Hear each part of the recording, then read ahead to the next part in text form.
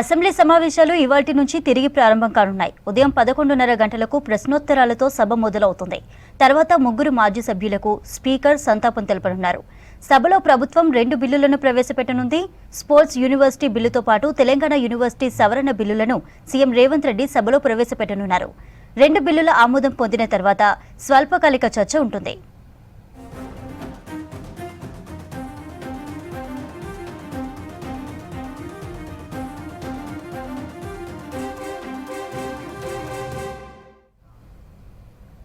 ప్రభుత్వం కొత్తగా తెచ్చిన టూరిజం పాలసీపై స్వల్పకాలిక చర్చ చేయాలని నిర్ణయించారు. దీంతో ఇవాళ పొద్దుపోయే వరకు సభ కొనసాగే అవకాశం ఉంది. 2 కీలక ఆర్డినెన్స్లకు కేబినెట్ ఆమోదం తెలపనుంది. అసెంబ్లీ ప్రాంగణంలోనే కేబినెట్ సమావేశం జరగనుంది. మధ్యాహ్నం 2 గంటలకు జరిగే కేబినెట్ భేటీలో సభలో అనుసరించాల్సిన వ్యూహాలపై డిస్కస్ చేయనున్నారు. అసెంబ్లీ సమావేశాల నిర్వహణపై స్పీకర్ అధ్యక్షతన బీఏసీ సమావేశం జరగనుంది. సభ పని దినాలు చర్చించే అజెండాని ఖరారు చేయనుంది బీఏసీ.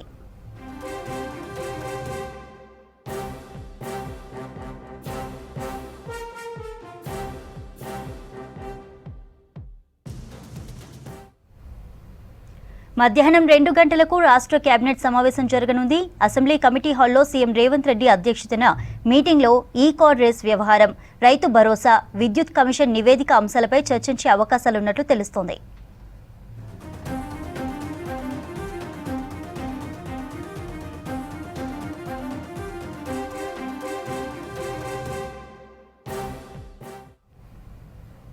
రైట్, అప్డేట్స్ అందించడానికి షరీఫ్ లైవ్ లో ఉన్నారు. షరీఫ్, అసెంబ్లీ సమావేశాల అప్డేట్స్ ఏంటి? గంటలకి అసెంబ్లీ షురూ కాబోతుంది. ఇప్పటికే అధికార కాంగ్రెస్ పార్టీతో పాటు ప్రభుత్వం చాలా ప్రతిష్టాత్మకంగా 3వ అసెంబ్లీ సెషన్స్ కావడంతో ప్రతిష్టాత్మకంగా తీసుకుంది. ప్రతిపక్ష పార్టీలు బీఆర్ఎస్, బీజేపీ ఏ అంశాన్ని సభలో లేవనెత్తినా దానికి ధీటుగానే ఎదుర్కోవడానికి పూర్తి స్థాయిలో వ్యూహరచన చేసిందని చెప్పాలి. మరోవైపు ప్రధానంగా సభ షురూ కాగానే మాజీ ఎమ్మెల్యేలు ఎవరైతే మరణించిన వాళ్ళు 3 ఎమ్మెల్యేలు ఎవరైతే ఉన్నారో వాళ్ళకి సంతాపం సభాపతి స్థానం నుండి తెలుపుతారు.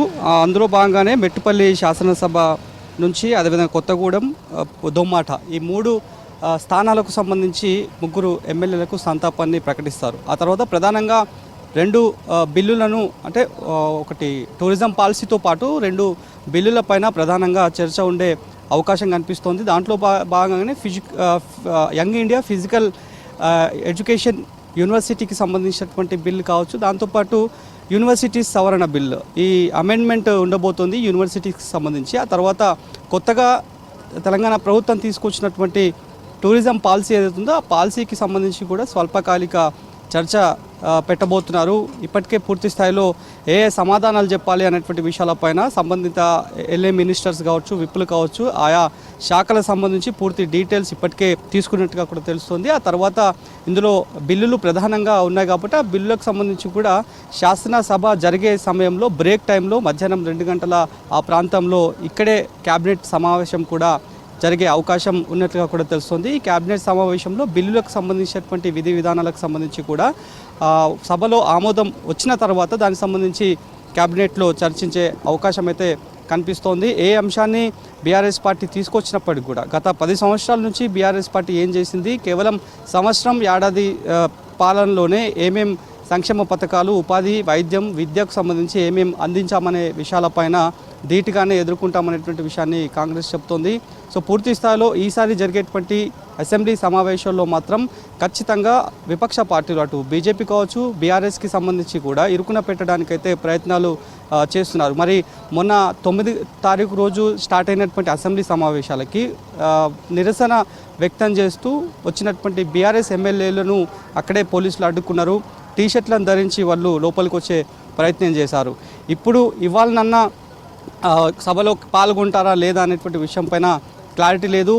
ఆ తర్వాత అంతకంటే ముందు 9వ తారీఖు రోజు అసెంబ్లీ సెషన్ స్టార్ట్ అయిన తర్వాత వాళ్ళు డుమ్మా కొట్టారు, వాళ్ళని లోపలికి రానియలేరు. తర్వాత వాయిదా పడింది. ఇవాళకి వాయిదా పడింది. మరి కాసేపట్లో సమావేశాలు సురువు కాబోతున్నాయి. ఆ గ్యాప్లోనే ఎంసీహెచ్ఆర్డీలో సభాపతి, శాసనసభకు సంబంధించి కావచ్చు, మండలికి సంబంధించినటువంటి చైర్మన్ గుత్త సుఖేందర్, అదేవిధంగా స్పీకర్ గడ్డం ప్రసాద్ అధ్యక్షతన ఓరియంటేషన్ క్లాసెస్ని కూడా నిర్వహించారు. సభకు సంబంధించి మర్యాదలు, అదేవిధంగా సభ సజావుగా జరగాలంటే సభ్యులపై ఉన్నటువంటి బాధ్యత ఏంటి, విధి విధానాలపైన దిశానిర్దేశం చేశారు. దానికి కూడా బీఆర్ఎస్ పార్టీకి సంబంధించినటువంటి ఎమ్మెల్సీలు ఎమ్మెల్యేలు అంతా కూడా డుమ్మా కొట్టారు. ఈ అంశం పైన కూడా సభాపతి సీరియస్గా ఉన్నట్టుగా కూడా తెలుస్తోంది. సో మరోవైపు తెలంగాణ తల్లి ఆవిష్కరణ అంశానికి సంబంధించి బీఆర్ఎస్ చేస్తున్నటువంటి రాద్ధాంతం పైన ఒకవేళ సభలో ఆ రకమైనటువంటి చర్చ తీసుకొస్తే కనుక దానికి కూడా ధీటుగా ఆ అంశాన్ని కూడా ధీటుగా ఎదుర్కోవాలి, బీఆర్ఎస్ని ఇరుకునబెట్టే విధంగా ప్రయత్నాలు చేయాలి. ఒకవేళ రైతాంగం గురించి తీసుకువచ్చినా ఆ తర్వాత వేరే ఇతరత్ర విద్యుత్కి సంబంధించి కావచ్చు, ఎస్పెషల్లీ రైతులకు సంబంధించి ఏవైనా అంశాలు తీసుకొచ్చినా కూడా దానికి ధీటుగానే ఈ సమావేశంలో చర్చ పెట్టాలని చెప్పి కాంగ్రెస్ పార్టీ వ్యూహరచనగా తెలుస్తోంది. ఆ తర్వాత ఇప్పటికే పూర్తి స్థాయిలో హాట్ టాపిక్గా మారినటువంటి విద్యుత్ సవరణకు విద్యుత్ ఒప్పందాలకు సంబంధించినటువంటి కమిషన్ విచారణ ఒకవైపు తుది దశకు చేరుకుంది కాబట్టి దానిపైన కూడా ఆ కేసుకు సంబంధించి పూర్వాపరాలకు సంబంధించి కూడా చర్చలో అధికార కాంగ్రెస్ పార్టీ ప్రభుత్వం కూడా పూర్తి స్థాయిలో వివరించే అవకాశం అయితే కనిపిస్తోంది. సో ఈసారి జరిగేటువంటి అసెంబ్లీ సమావేశాలను ఇటు విపక్ష పార్టీలు కావచ్చు, అధికార పార్టీలు కూడా ఛాలెంజింగ్గా తీసుకుంటున్నాయి.